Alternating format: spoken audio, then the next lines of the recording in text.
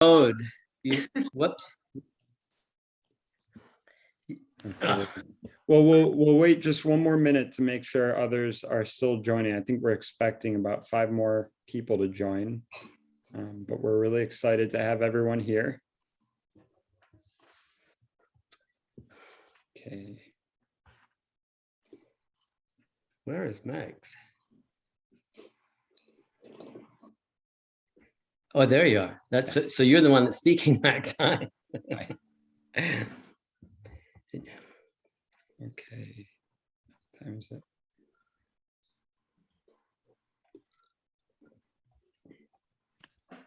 Okay, well, let's get started, and if others are joining in a few minutes, that's all right. Well, thank you everyone for coming today. We've been really excited to set this up. I know we've all been reading Saving Talk Therapy now over the last few months, and I'm sure we've all had plenty of questions and felt compelled to really do something after reading through this book. We're going to begin just by introducing a bit of the frame of this discussion, just so we all understand how this will work today. We'll plan on meeting for about an hour to an hour and a half, depending on how the conversation is going. In an hour, perhaps there'll be a little bit more time to talk. Please keep your microphone muted throughout the discussion. If at any point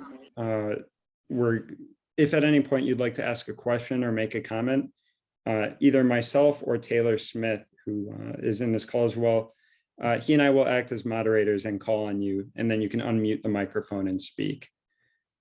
Also, we encourage everybody to have the video camera on, just so that it feels like a nice conversation with each other. If you're uncomfortable or if you can't, that's all right. And the last thing is just on how we will conduct this conversation or this discussion. During this discussion, we'll have a few questions that had been sent in earlier that we'll cover, and we'll also have a chance for everybody to speak as well. During the discussion, if you have a comment or a question that relates to what is discussed in that moment, please use the raise your hand feature. It's in the reactions tab. Just click reactions, then click raise your hand or raise hand.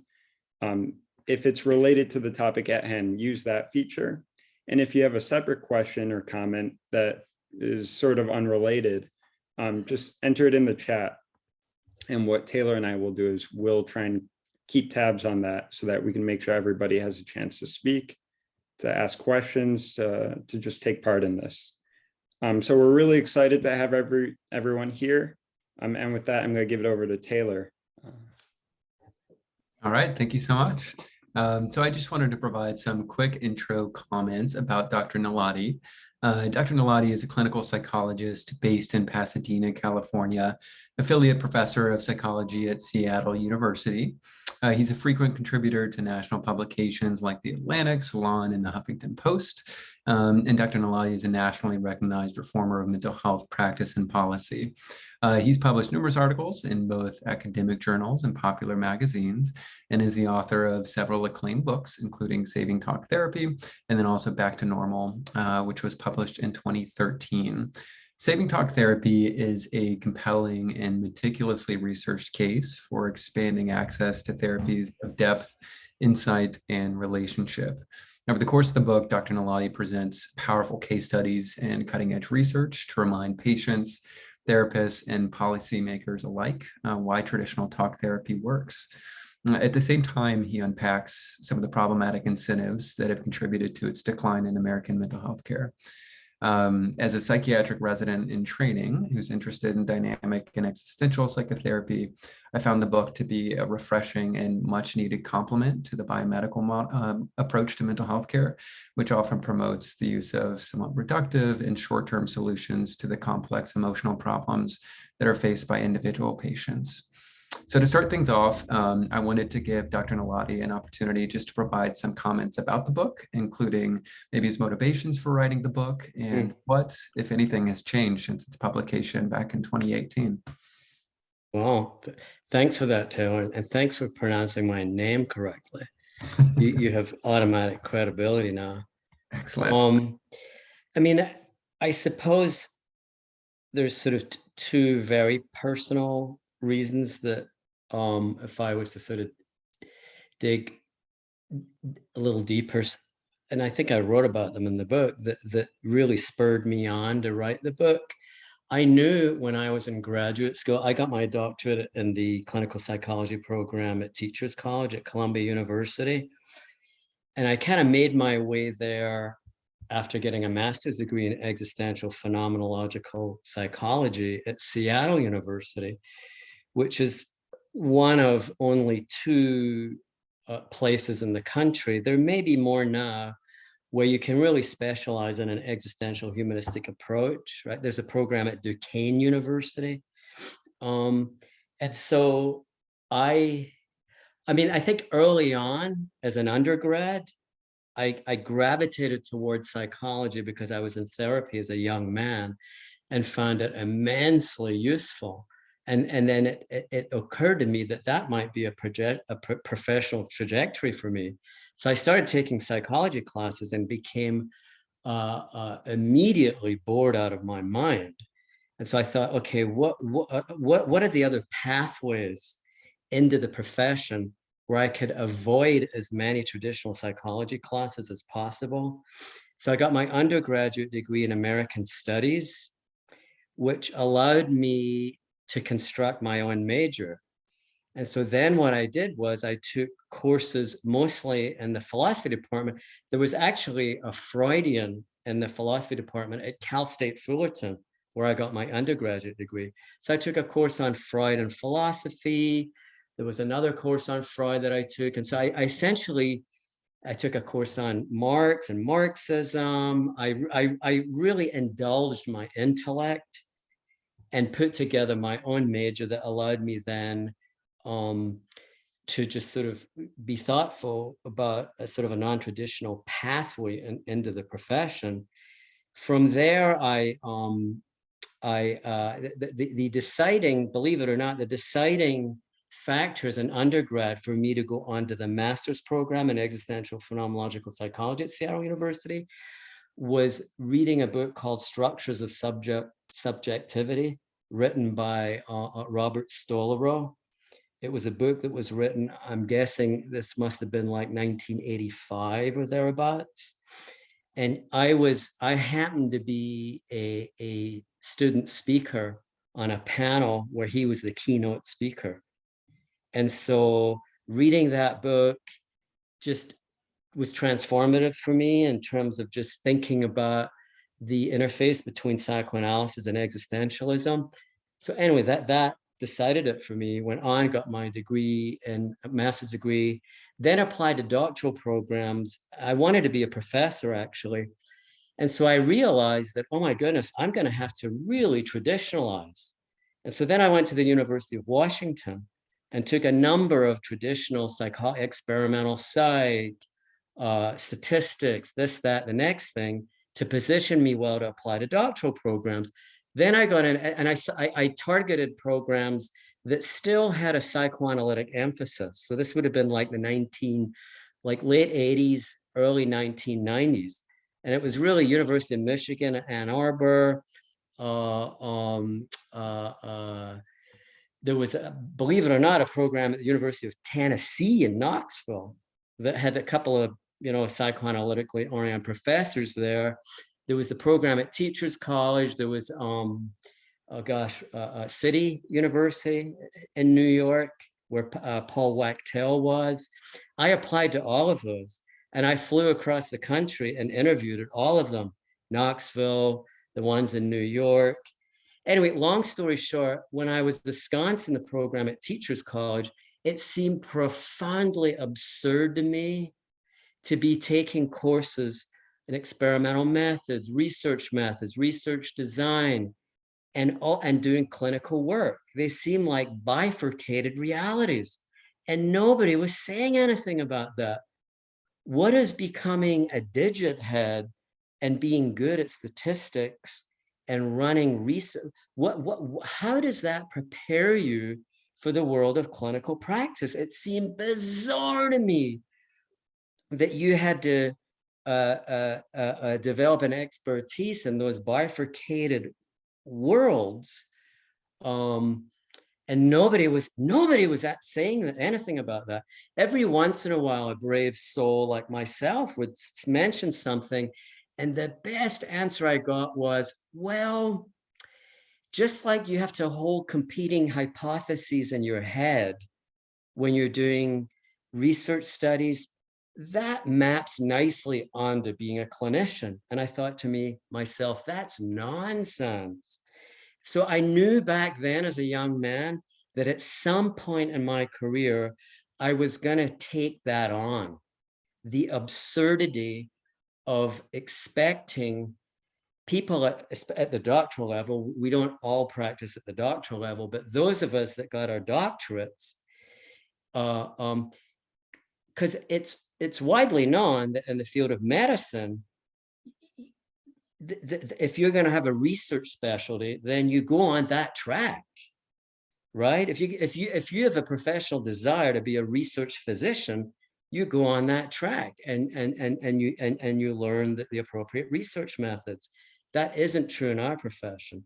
You're supposed to become an expert in research methods. Anyway, so that was one reason I knew I would write the book then. And then the other reason I write about too is as a young man, I actually, as a teenager, I spent my entire teenage years in a Catholic seminary in rural Scotland.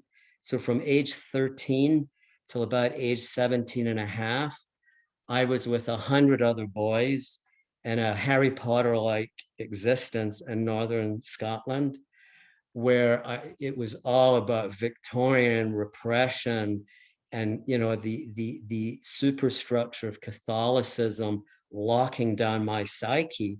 So by the time when I emigrated to the United States, and then I emigrated in 1978, I finished my junior year, then senior year in high school. I went from a cloistered, repressed existence to a co-ed high school in Southern California, literally overnight.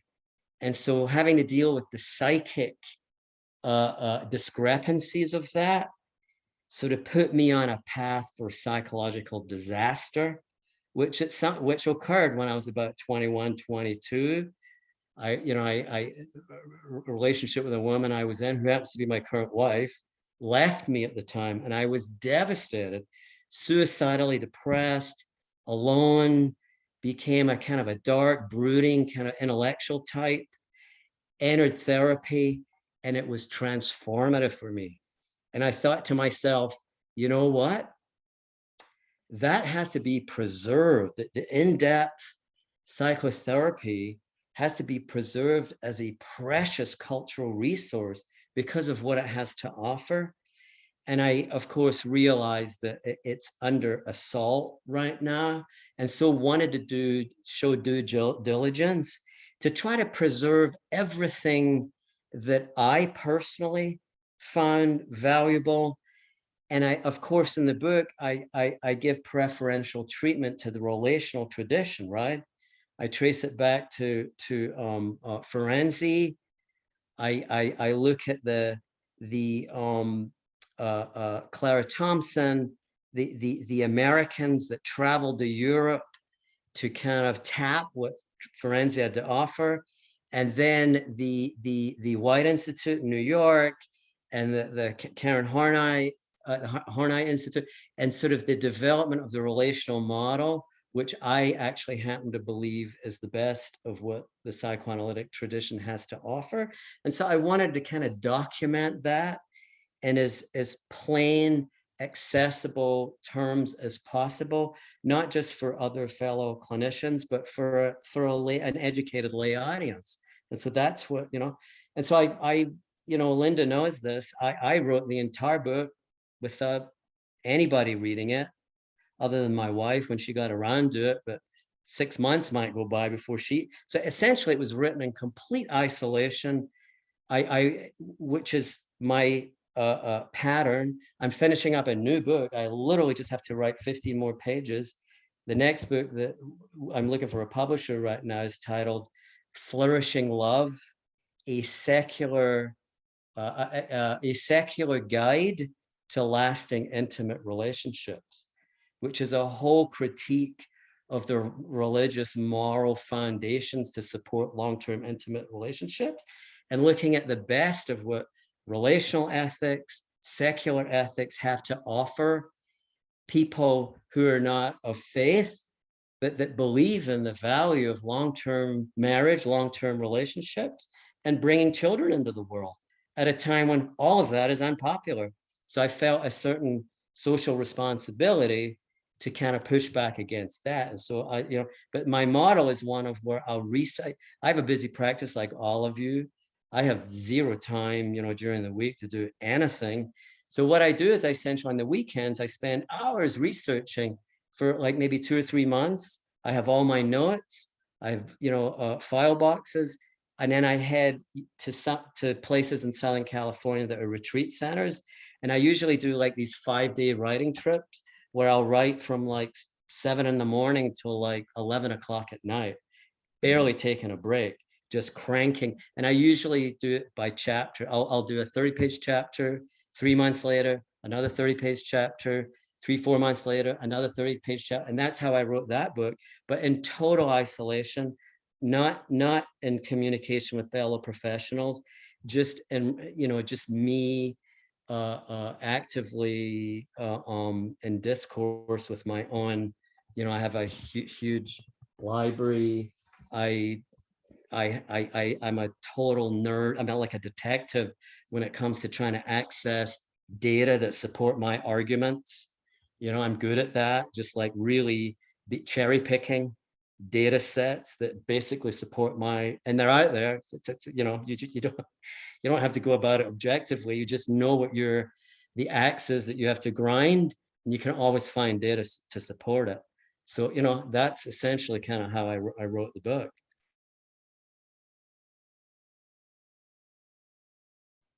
Well, it certainly sounds like there is so much passion behind it, both, everything that came from the reaction to your early experiences and everything that you found really within your experience in Southern California, struggling there, and then certainly going to your own treatment. I think, I don't know about you guys, but I exist in a total bubble. So, and that's more true now than it was when I wrote the book, where these days I try to pack my I have like 10, 11-hour days, Tuesday, Wednesday, Thursday. I'll see 10, 11 clients on those 3 days. And most of my clients are happy to pay an arm and a leg to tap what I have to offer. And so I live in a complete bubble. And then I get outside of my bubble, and I usually hire psych assistants to work with. And then all of a sudden my bubble is burst, and they tell me stories about their own experience in graduate school, their own experience in training clinics. I actually tragically have to de-educate and re-educate them just simply to sit in the room and show sustained empathy. It's like that has to be almost conditioned into them. What I'm learning is that the most fundamental, probably not for you guys who appreciate a kind of a depth psychological approach, but for most of the early career professionals in the field right now, to me, the primary counter-transferential risk is trying to be too productive in the room. They're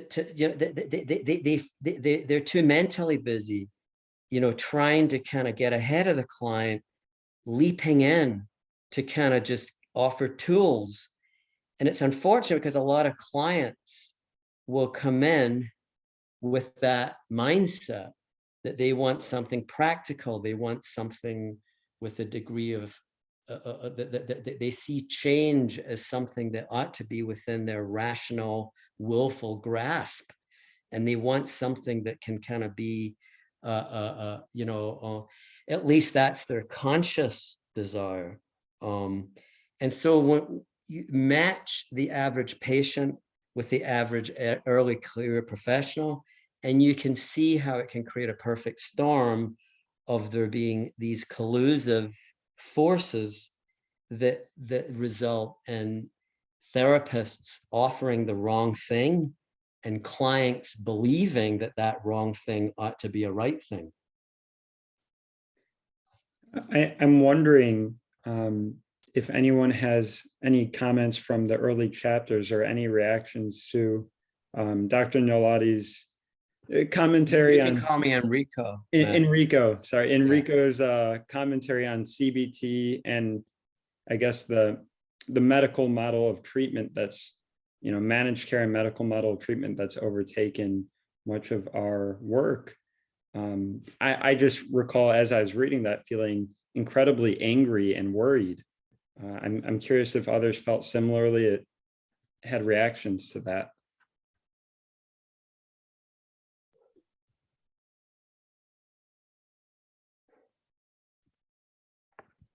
Yeah, I did. And thank you for this is Altaf. Oh, hi, Alta. So I certainly did. It was actually a relief to read that, the validation.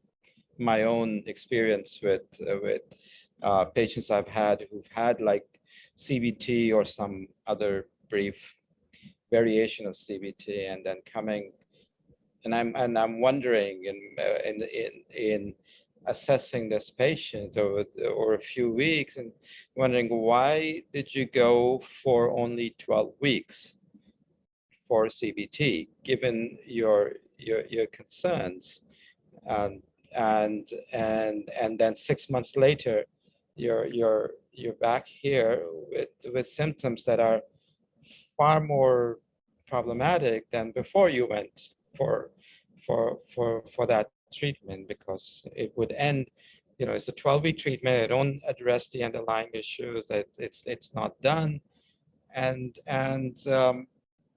just things are in some senses worse.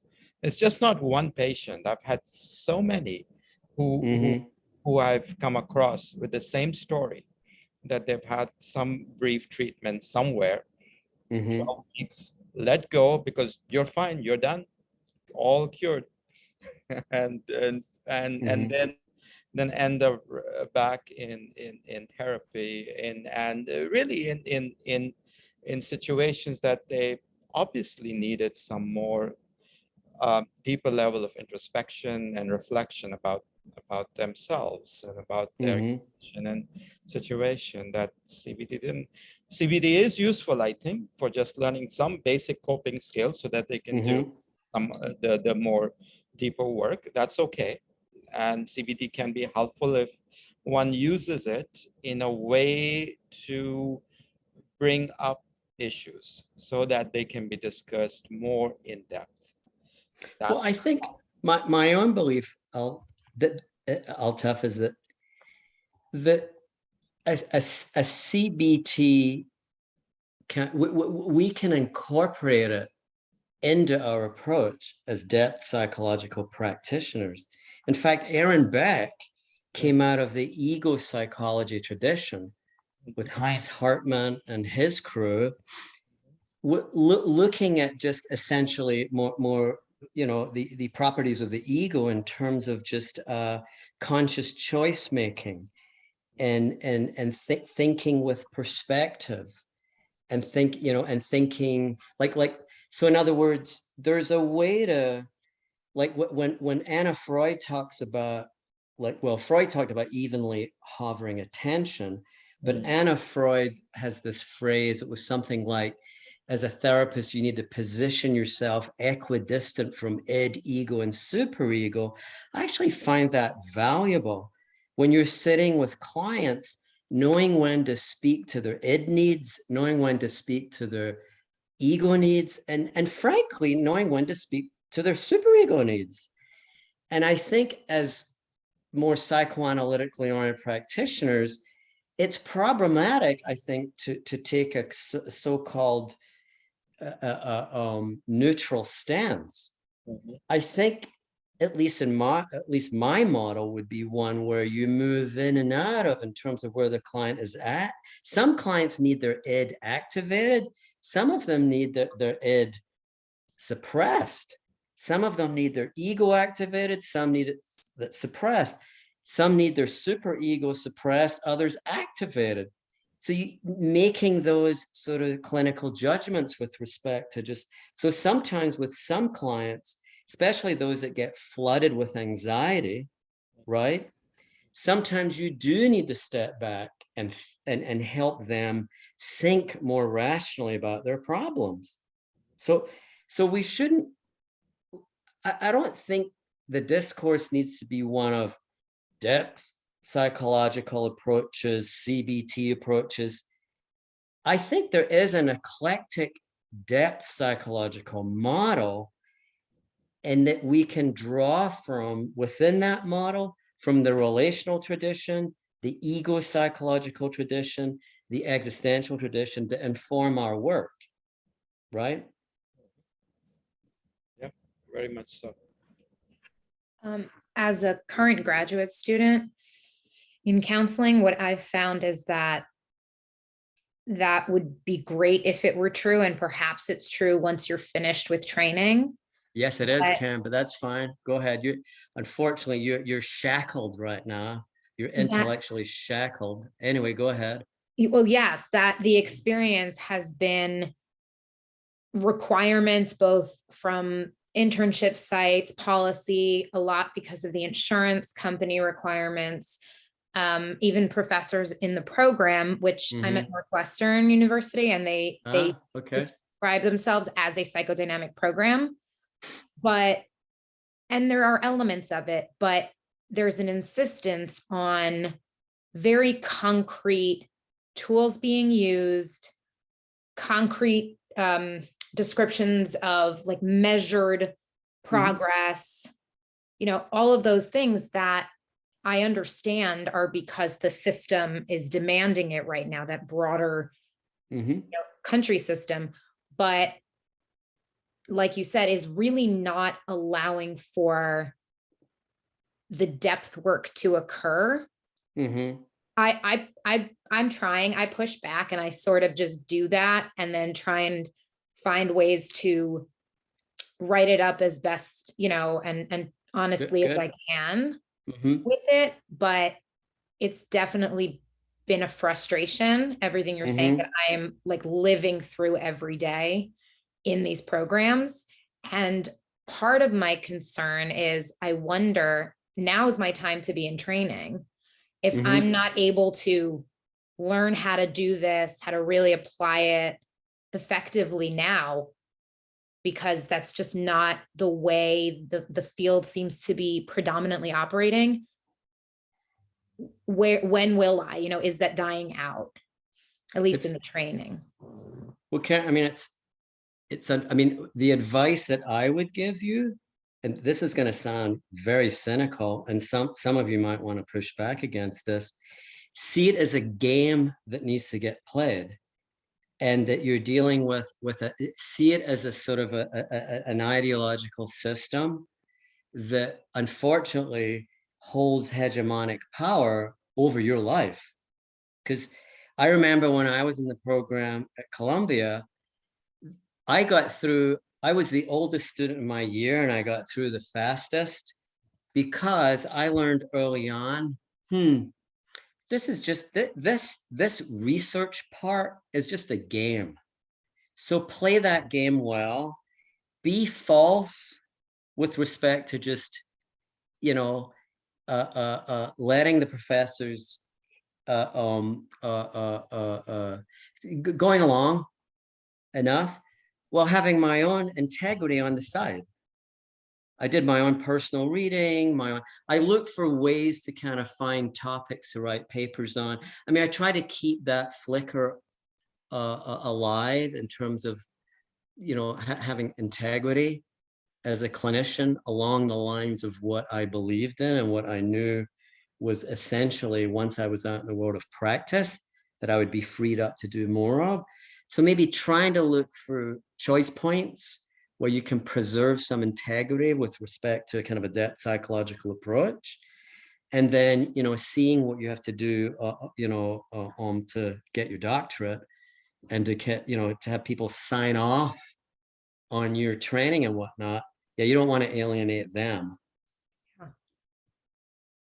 But you should know, Karen, that once you're out in the profession, and that the further you get out from getting licensed, I mean, I'm thinking right now, I mean, I'm accountable to my patients.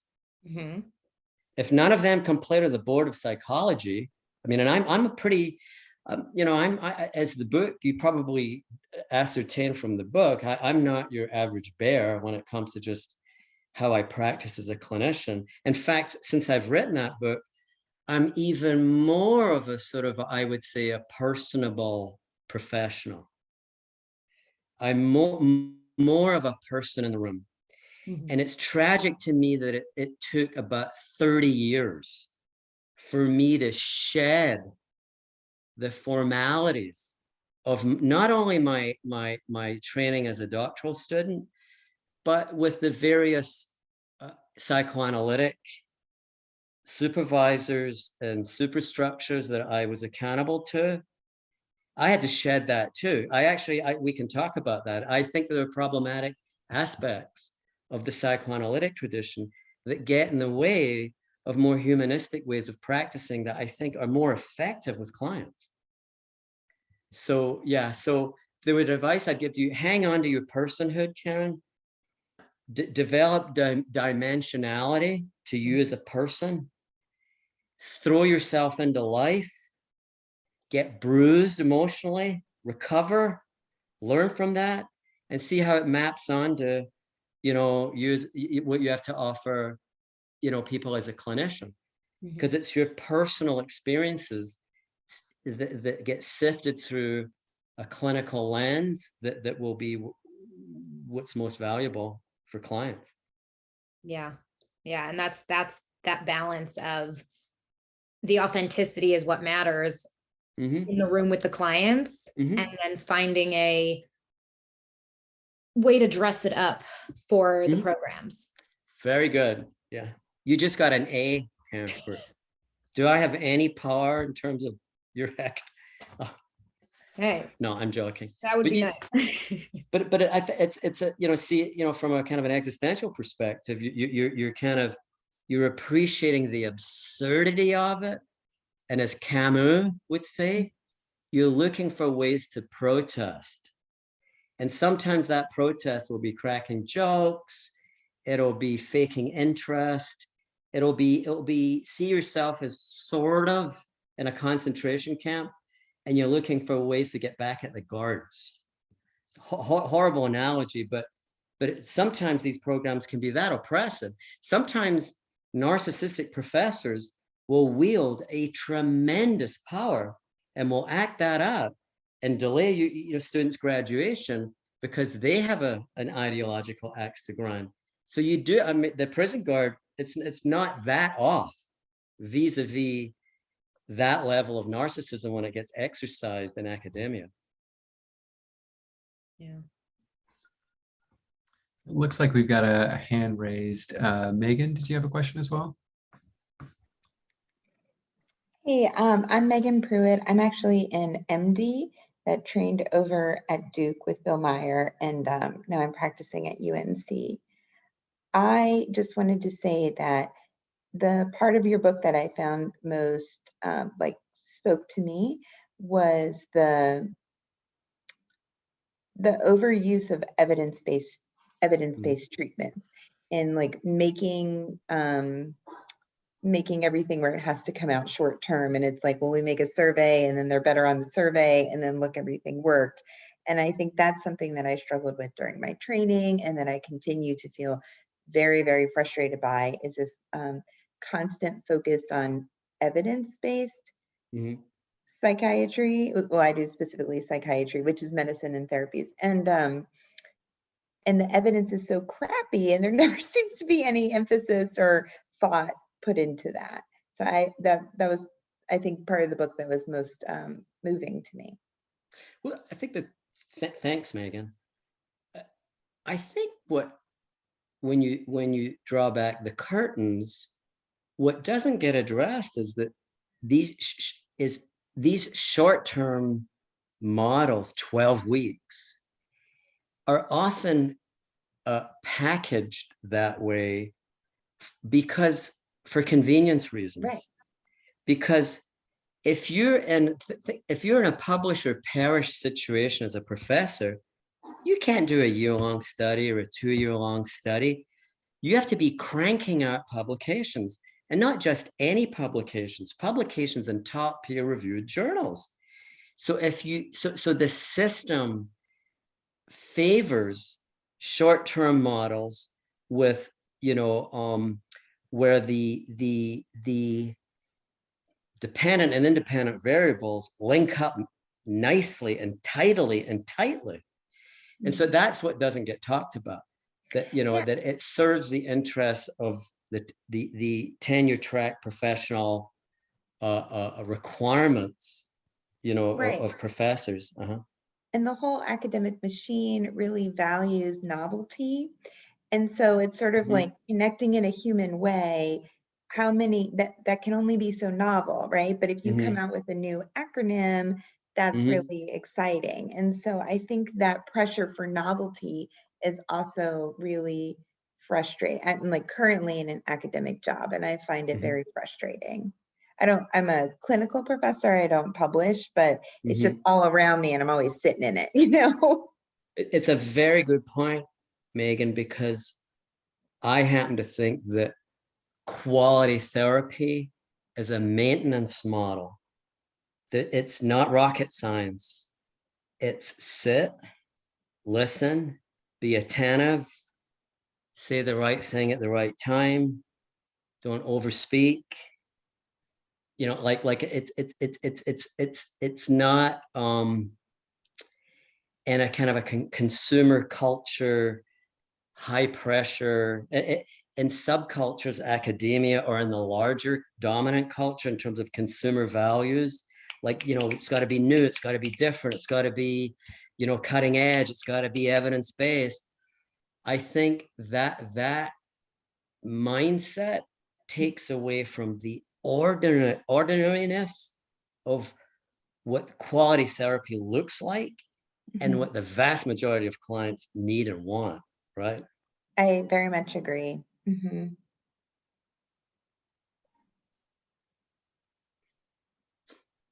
Yes, there's an article that Linda knows this.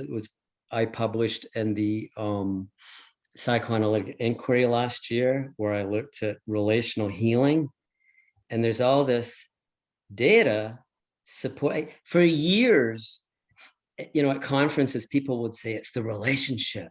We know that the data supports that. It's the relationship, as if it was this mystical entity. And I thought, I don't have the foggiest idea what you mean by that. What do you mean by that? So it's absurd to me that in academia, from an evidence-based standpoint, on our side of the fence, Megan, that people will say, hey, there's plenty of data to back up the effectiveness of the relationship and the effectiveness of empathy and empathic models.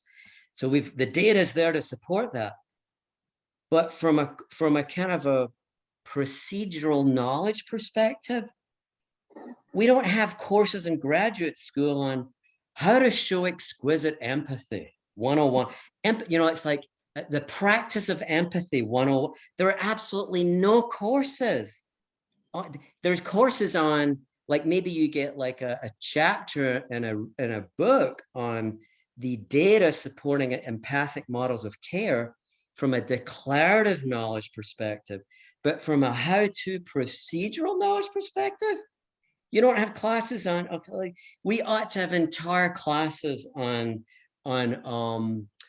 relational skills, the basic therapy relational skills from a procedural knowledge standpoint, word choices, It's so facial interesting. expressions, voice tone. Anyway, yeah. As part of the med school, I teach the social medicine, and we had a palliative care doctor come in, and her whole talk was on relationships, how to demonstrate empathy, how to be with the patients. And I was like, oh my gosh, it's like she should have given that talk in my residency in psychiatry. I was just surprised. And she did it in a very this is a skill you practice. Here are some tools, go practice it, right? And I was so blown away by the fact that we had to go to palliative care to find that. And it's in the palliative care literature, apparently, but it's not something that we really focus on in as much in psychiatry training, right? To me, I could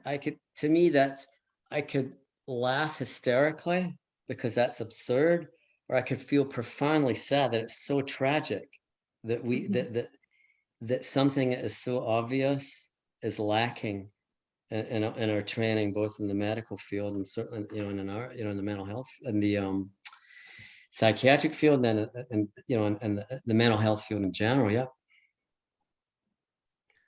So I think this dovetails nicely into one of the questions that was submitted prior to the session on a Google Doc that we sent out. So I might read that real quick. So it says, in chapter 5, you referenced Drew Western's work and the overall low improvement rates of short-term empirically supported therapies that insurance companies continue to support. What else do you suggest professional schools, institutes, and managed care organizations can do to help stop the cycle of miseducated entry-level psychotherapists, when very seldom is research funding given for long-term mixed method, multi-site research studies focusing on traditional depth psychotherapy? That's a tough one. I mean, I don't know. Any of you thoughts about that? Like in terms of just like what granular, at the granular level, in terms of just changes that could be made in training programs. And I mean, there's a lot packed into that question, Taylor. I mean, I'll say one thing and then open it up to anybody else who wants to speak. I mean, I think that insurance companies, I mean, I don't know, like in my experience, the way that insurance companies get underfund is that they maintain low reimbursement rates.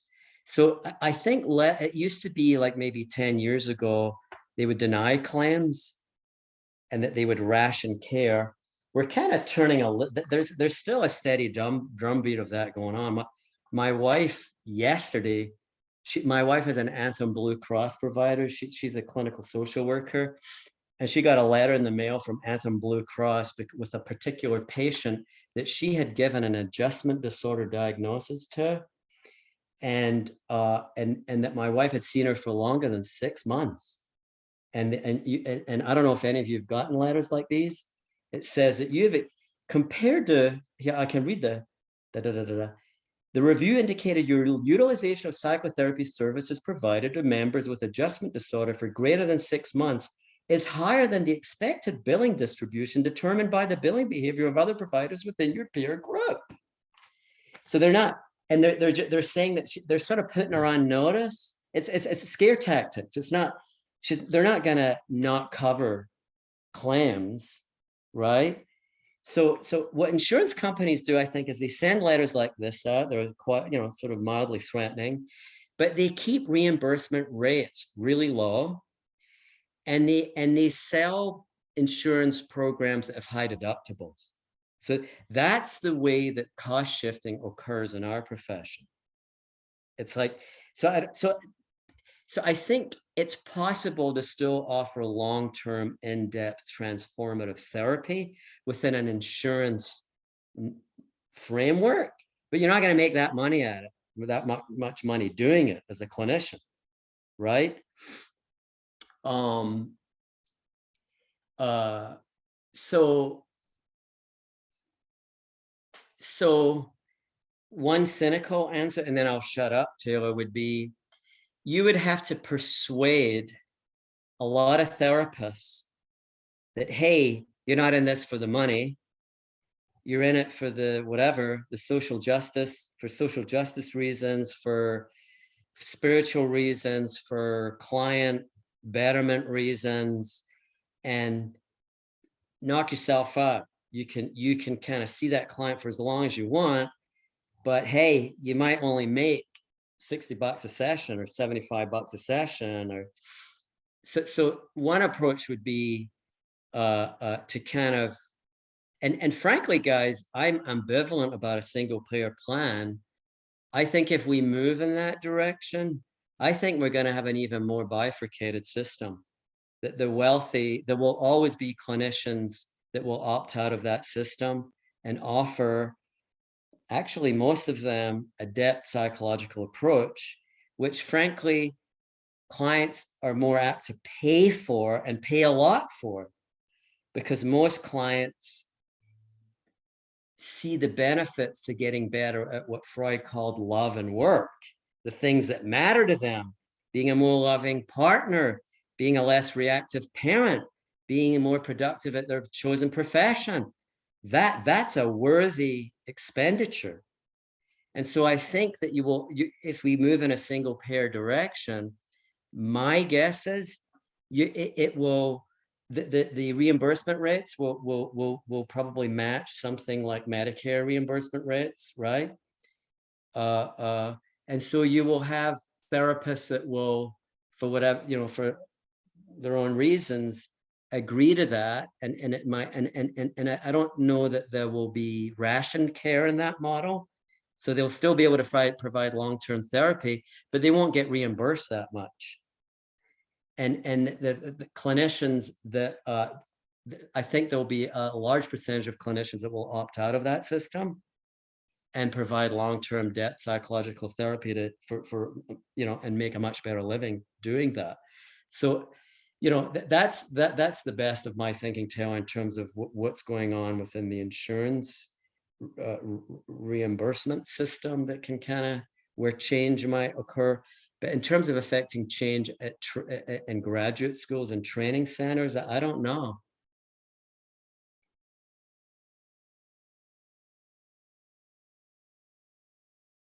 I mean, one approach, and Linda, I think you've talked about this, and I've written 2 or 3 articles on this, would be you'd have to like really hammer away at the ethics involved here, which is what I did after I wrote that book. I wrote 3 articles basically saying that these short-term models of care are unethical to practice. And I list all the reasons why. And one of them is that they defy client preferences.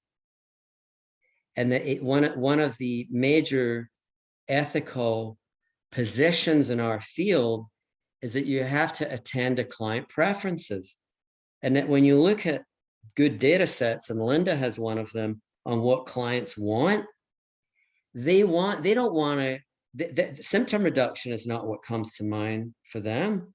What comes to mind is things like, well, I want to feel more alive. It's usually these fuzzy humanistic ideas. I feel kind of a little dead inside. I want to be less reactive as a parent. I want to be a more, I want to learn from my mistakes and relationships. I keep making the same mistakes with intimate relationships, or I don't know. I haven't really tapped into where my talents lie and what I'm passionate about in terms of my work and my career, my professional goals. This is what clients want. So one way to push back would say, well, by churning out these short-term symptom-focused protocol therapies, we're really underserving what clients prefer and need and want. And there's ethics that come into play there. Right. Yeah, I agree. I mean, I think there's a sense of hopelessness sometimes that creeps in a little bit when I look at the incentives in the system and thinking about how to change. And I do find that the hope that I see is in empowering patients to advocate for the types of therapy that they find meaningful. But I think a huge component of that is educating the public about what therapy could be, and kind of breaking the association of therapy with text-based therapy or CBT, and really showing them, this is what we mean when we talk about dynamic kind of long-term therapies of depth and relationships, so that they can advocate for those services. It's a good point. And I think, Linda, you probably have ideas about that, Linda, in terms of just educating the general public and sort of a ground up, approach. Yeah, definitely. And I just, put in the chat that ironically, taking us full circle, including patient preferences is one of the three, components of the definition of evidence-based practice. Yes. So it's like crazy making that, we're getting rid of patient preferences, we're getting rid of, therapist wisdom and experience, and just focusing on that, those RCT studies. But yeah, I'll just briefly say that we have done our own research at the SciAm that I hope a lot of you have heard about, as Enrico mentioned, directly with the public. And we know that they want to get to the root of their issues and of themselves. And we are going to be building a new website, public-facing website, to try to provide some information about the spectrum and of psychotherapies and treatments that are out there, because we also learn that people don't know what's what or what anything is called or how to find a quality therapist. And we'll also be including a database of resources, treatment resources for folks at all income levels. So not just, the names you can read in Psychology Today, which presuppose that you have a middle class or higher income or have good health insurance. And all of the resources that we list will be from a depth perspective. So hopefully that will be, fill a void of information that the public really wants and needs right now. So stay tuned. My own belief is that we both have to associate and disassociate with the medical model. Megan, you're an MD, and I think there's some others. Help me out here. But what I've learned, I have Kaiser insurance, right? And I see Kaiser doctors, and I have for years. And the Kaiser model, I think, is one way that the nation could go in if a single payer plan would operate. And it's problematic for this reason. And I talk to my Kaiser doctors about these issues. They love it to talk about, just larger kind of public policy issues. I have an orthopedist that I see. He's a really great guy. And he explained to me, he said, yeah, mental health is a specialization. There's no specialization in medicine where you send somebody out to see a specialist weekly. It's just unheard of. Even with like physical therapy, if you think of all the various specialties in medicine, it's like anathema, the idea that you could see a specialist weekly for a year and a half or 2 years. Within the Kaisers, that's the reason why Kaiser has a horrible mental health system, because that's their pushback. It's like, we'll get you, we're going to treat mental health like any other specialty. Yeah, we'll get you in there quickly. We'll try. You'll get to see someone in your first appointment. Maybe you'll get to see them a second one 3 weeks after that. But then after that, it's 4 weeks out, 6 weeks out, 3 months out, because that's the way it operates in the medical field. Unless you have an acute health concern or an acute mental health concern, we may see you frequently, like weekly, for a short period of time. But the idea that you would see a specialist for a year and a half, 2 years, that just doesn't at all, nor may it ever fit within a medical model. So we may need to get clever coming up with a framework to kind of promote mental health services that has 1 foot in the world of medicine and 1 foot in the world of something else. And I don't know what that something else is right now. Because it's not, to me, it's not in the world of religion where that people will move in that direction. Well, we're kind of like clerics. We're kind of like secular clerics. I mean, where is that other world that you can put your foot in? I don't know. We're going to have to give that some thought in terms of just like humanistic models of care that that don't fit squarely within a kind of a medical model, but that still rely on that for reimbursement reasons, insurance reimbursement reasons. It looks like Victoria's had her hand up for some time.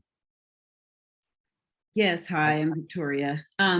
So it seems to me that with behind all of this, the elephant in the room is, for psychologists, the APA. And so the APA dictates the standards and the content of our doctoral programs, and they have their accreditation pause in everything. It's just so saturated. So how is it that and I know that Scion is involved with different initiatives or trying to counter and petition movements on the APA's part. I think for me, that's really the question. How is it that we somehow counter the American Psychological Association, because they are indeed the body that is dictating this kind of orientation? So it's a very good question, Victoria, because they have a lot of power, of power. And frankly, Victoria, there's a history there. I mean, I'm sure you're familiar with, if you look at the history of psychology, psychology tried, like when psychology, the field of psychology came into existence, it worked hard to disidentify itself from philosophy and establish itself as a natural science. So we're living with the legacy of that. I mean, even guys, the clinical program that I was in was housed at Teachers College, which is the Department of Education. Teachers College, and there was one at Harvard that was discontinued. So if you look at the early clinical psychology programs in America, none of them, or very few of them, were set up in psychology departments. It was seen as a soft science. And so we're living with the legacy of that. And it's probably an unwinnable fight. We may need to look for ways to kind of have targeted, to exercise some pushback in targeted ways.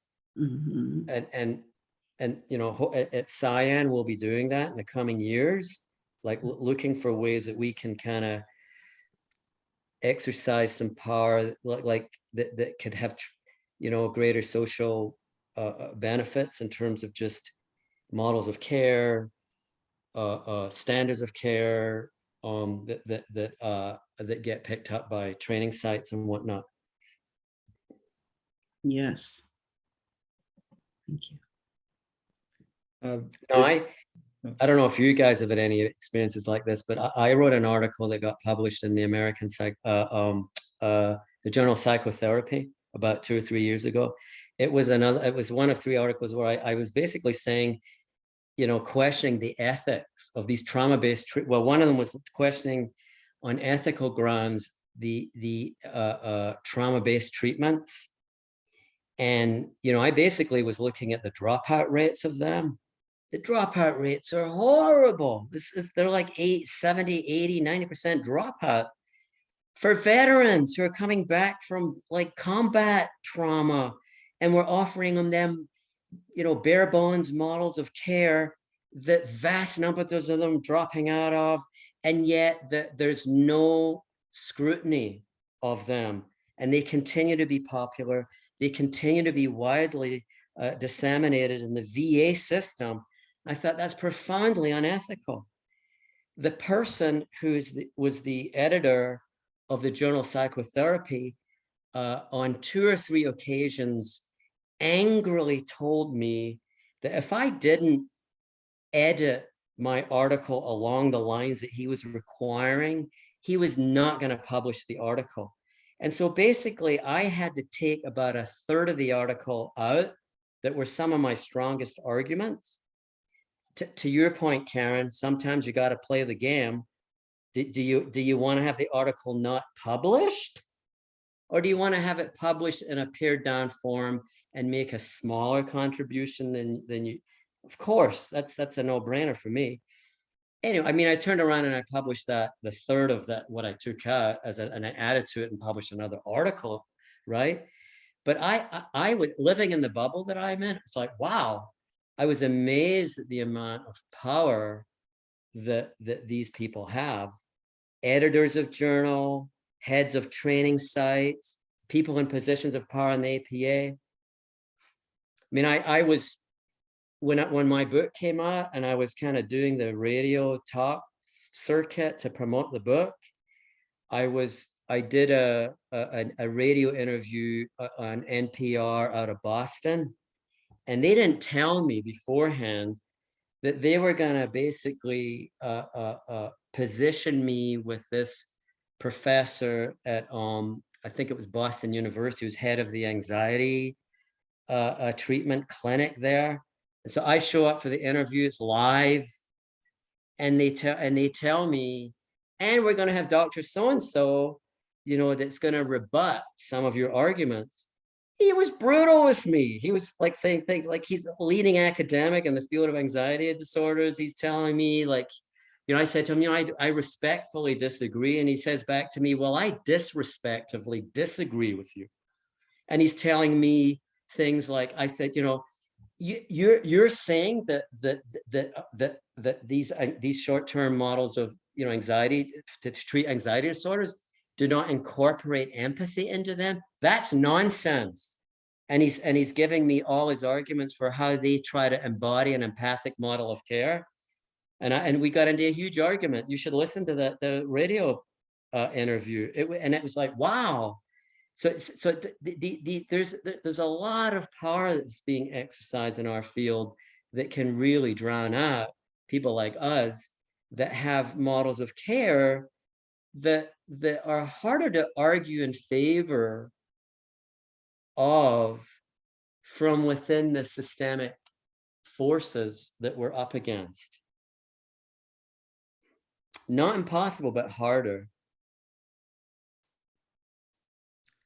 Vivian, it looks like you've also had your hand up. All right, figuring out how to unmute. Several different questions and comments, but I'll start with or focus on this idea of educating the public, and kind of concerned about the other forces that are at work on the public themselves with things like betterhelp.com and these other kinds of, you know, quick, fast, 24-hour available by text therapy, where all I can figure is that it's one more level of therapists being plugged into a system as a cog of some kind, without an actual formation of relationship.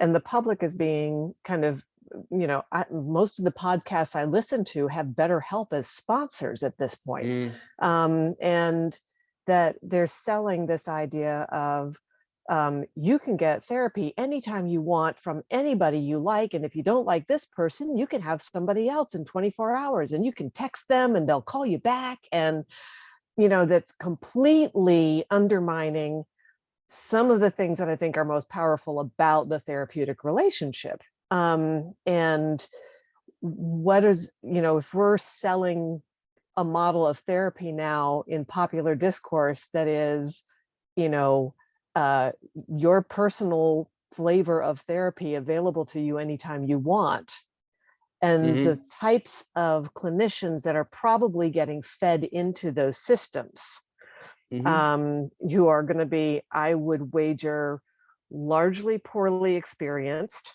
or minimally experienced, looking for jobs to try to get clinical hours in some way because our system of training has broken down.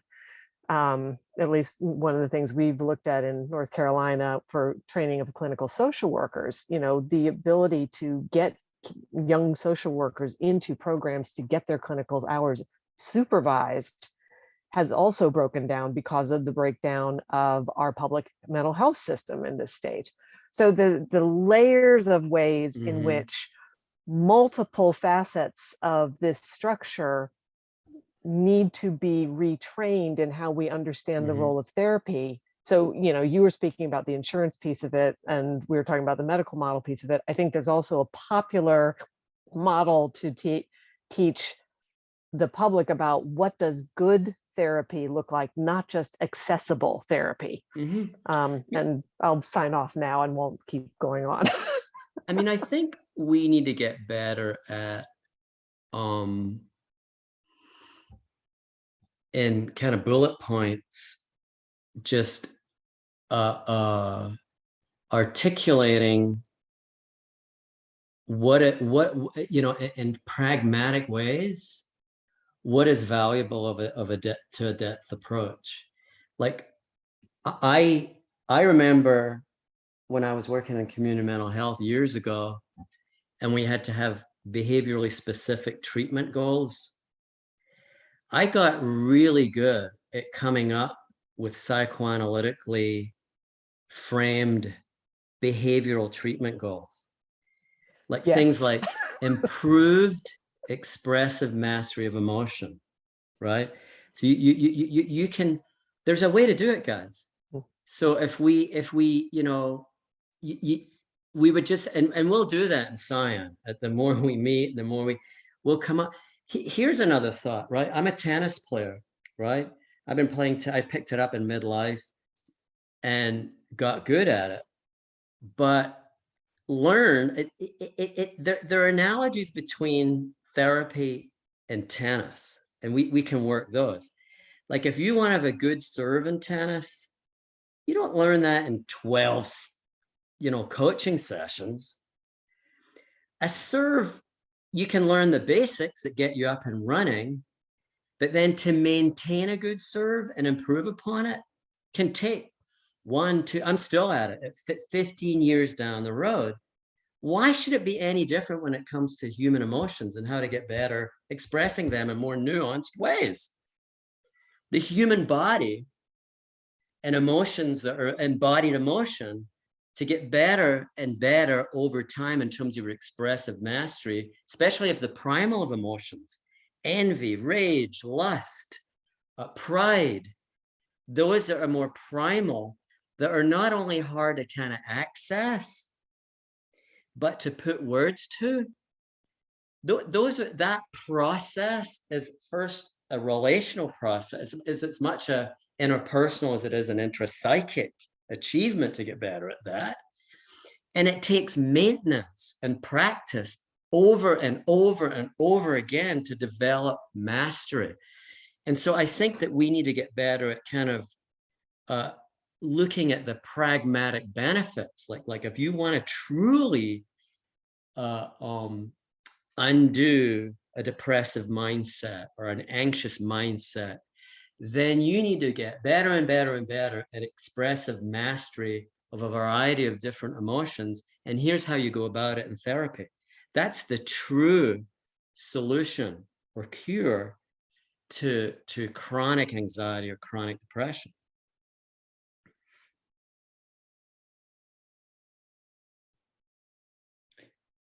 John, I think you had the next question. Thank you. Thank you. First of all, I just want to say, Enrico, I really enjoyed your book, and also being one of the groups facilitating. And also, I'm a licensed clinical social worker in New York City, came into it in my 20s. And at that time, clinical social work was very, very psychodynamic, and I just fell in love with the whole field.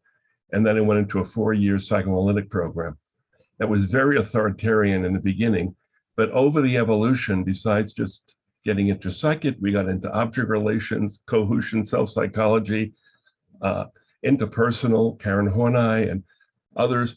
And it was just a great experience, but I didn't know what the hell I was doing until I started practicing and putting these together.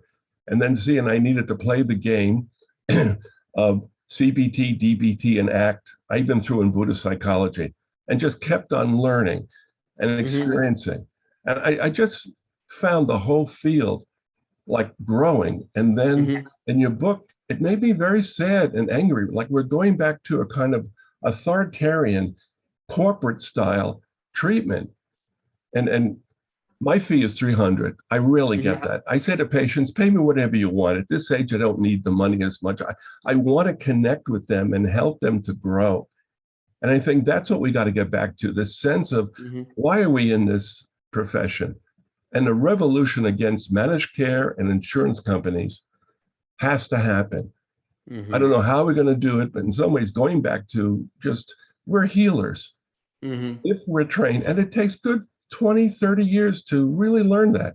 I could not say what I'm saying now in my 20s or 30s. So I commend you for writing this book. And well, thank you, John. That's a good point, John. I mean, in terms of, you know, as we get older, the things that we value and the use of our own personhood and how it comes into play with clients, especially clients that you develop relationships with. I probably about a quarter of my caseload right now, it's a stretch to call it therapy. And it's people that I've seen forever and I have wonderful relationships with, and they see it as just a sort of a authentic self-maintenance program or something like that.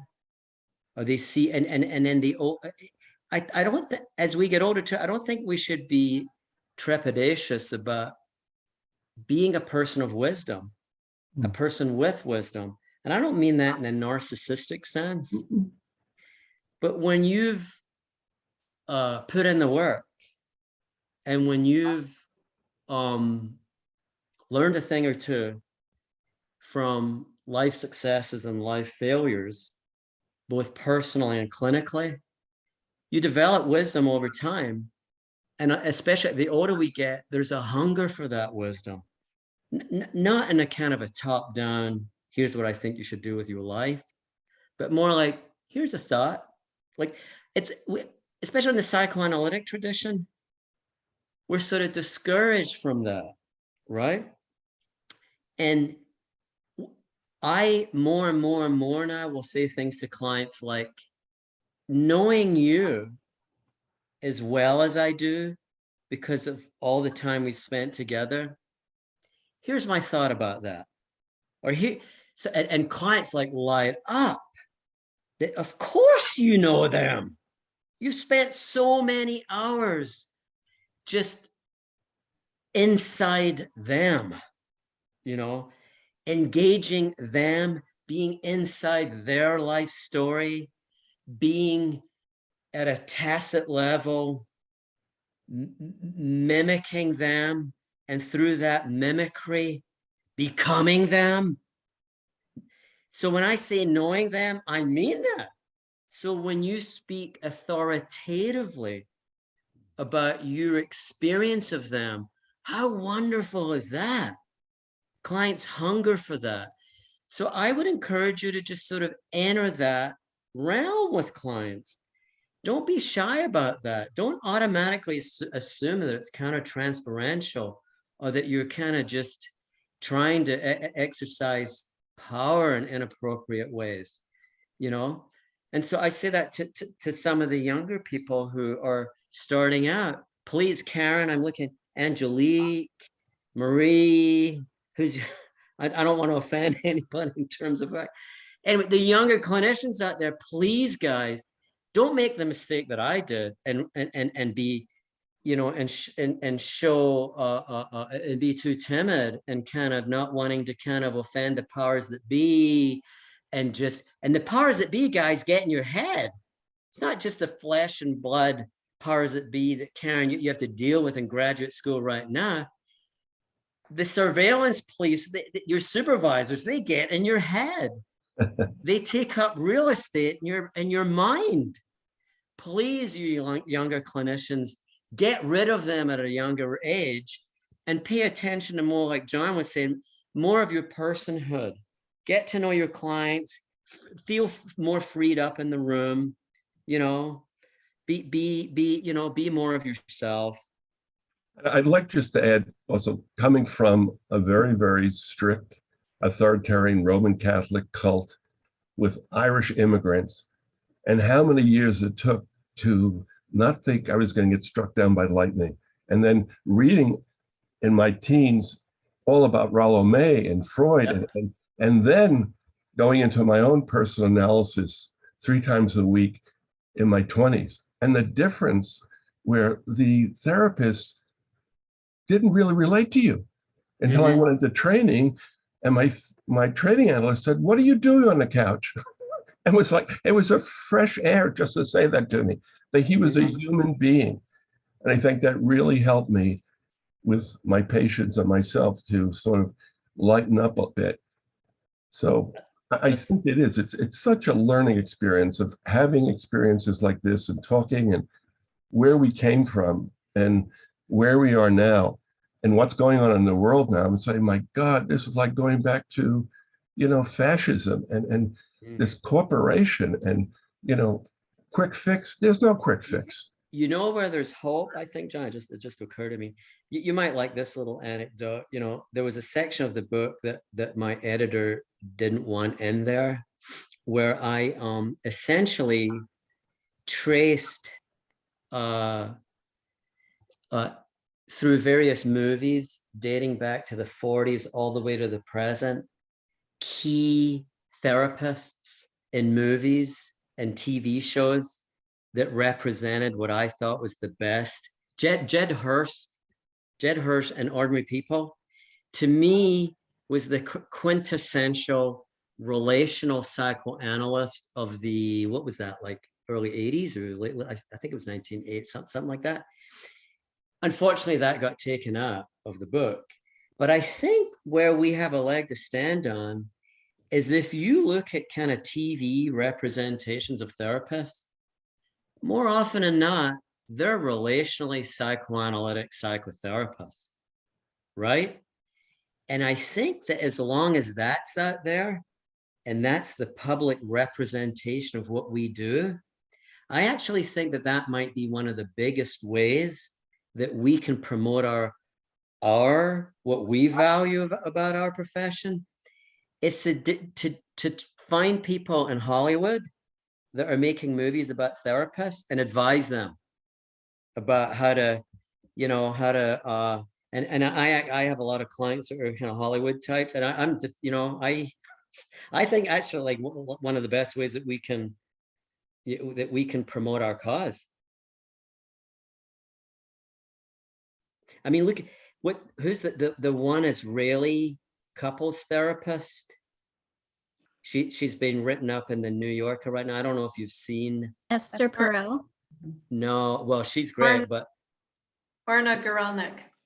Yeah, she's like, whoa. I mean, she's really very skilled from a relational psychoanalytic perspective, and wow. So if we can, the more we can kind of get therapists of that ilk, out into the Hollywood circuit. Yep. Yeah, So, I just. Oh, go ahead, Linda. Sorry. Yeah, I'm sorry. No, I just wanted to thank all of you. I mean, this is just such an amazing discussion, and I want to thank the membership team and Max and Taylor and Catherine for putting all these groups together. And really, Enrico, thank you so much. I mean, I think we all know why now that we call your book the Bible of Cyan. And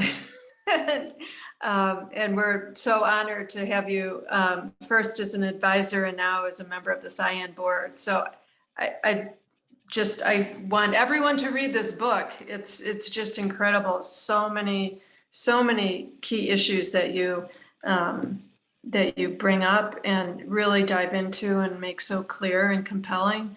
And I just, really appreciate everyone being here for this great discussion. Thanks, Linda. So we're going to move forward from this part of the discussion and transition into the close of this. I just wanted to make a comment that prior to working where I currently work, right after graduate school, which I finished in 2020, just as the pandemic was starting, I went to a graduate program that only taught psychodynamic oriented therapy. And yet every place that would hire that way, that might instruct that way or supervise that way, they weren't hiring at that time. So I ended up applying to a CBT practice where, you know, if I spoke about my type of therapy, it was like, what are you talking about? That we don't want our clients to just have cathartic experiences. We need to work on things with them. And it drove me really up the wall. I mean, I had a hard time staying there. I ended up leaving after a few months. And reading Saving Talk Therapy in a way was therapeutic for me, because it was likened to a therapist helping formulate unformulated experience in a way that I think, you know, gave me access to certain feelings I was experiencing, but didn't quite know how to put into words. And so the anger, the anxiety, the confusion, but also the excitement toward the type of therapy that we're discussing today, you know, reading this really helped me formulate that and left me with a sense of agency. Perhaps I can do something with these feelings, which I think is similar to how Cyan actually came to be, which is, you know, kind of speaking to how you know, important this book is for so many of us, that you help us understand what are these confusing feelings we're having about, you know, this entire field right now. It's kind of confusing and scary, but also can be exciting. So I just want to thank you for that. And I think Taylor also had a few questions to sort of conclude this so that everybody can hear, I guess, what we might do now. Yeah, I guess just really quick, you know, the last question that I would close with is just, what else should we be reading? You know, what recommendations do you have for, you know, additional things that we can learn from, and yeah, what else would you recommend? I mean, it depends. I mean, it depends on if you're talking about books that that are strictly clinical in nature and that have more of a sort of a pragmatic focus that will that will help guide you how to act in the room with clients, right? Versus books that are more kind of social policy type books that look at you know, it's how I end my book, right? I mean, I actually think that now more than ever, we need to be more psychologically minded as a culture, that we've lost that. We've lost when Trump was voted into office, I knew one of my biggest takeaways from that was, for someone who's that transparently toxically narcissistic, that we as a culture, we've lost the ability to have to be psychologically minded about how we reflect on our self-reflect and then reflect on other people's behavior. Guys, there was like back when I was in my early 20s, and then if you go further back in the 60s, there was a lot of like inferiority complex or superiority complex, or there was these catchy little psychoanalytic phrases that the general public would use. Some of them were problematic, like penis envy and this and that, but they were catchy, and that gave people psychological codes or psychological ideas that could decode human behavior. The CBT folks have gotten really good at that. We need to get better at it to help to give them catchy little concepts, phrases that they can use to just sort of like to judge other people's behavior, to judge their own behavior. But there are social ramifications that too. I actually think that a depth psychological approach is instrumental to the preservation of a healthy democracy, right? I write about that in that final chapter. Winnicott wrote about this, guys, that for a healthy democracy to exist, you need a sizable number of citizens who can think for themselves, who can stand up to authority, who can go with tradition and go against tradition. to truly think and behave like an individual, to know themselves enough, to know, to access their own desires and not live a foreclosed existence or an over accommodating existence or an over compliant existence, right? And so I would end on that thought, that what we do at a granular level with clients in our office, in terms of helping them develop more, shall we say, informed selves, more confident selves, that has spillover effects, I think, to the larger sort of democratic society. So I think just being, so books about that.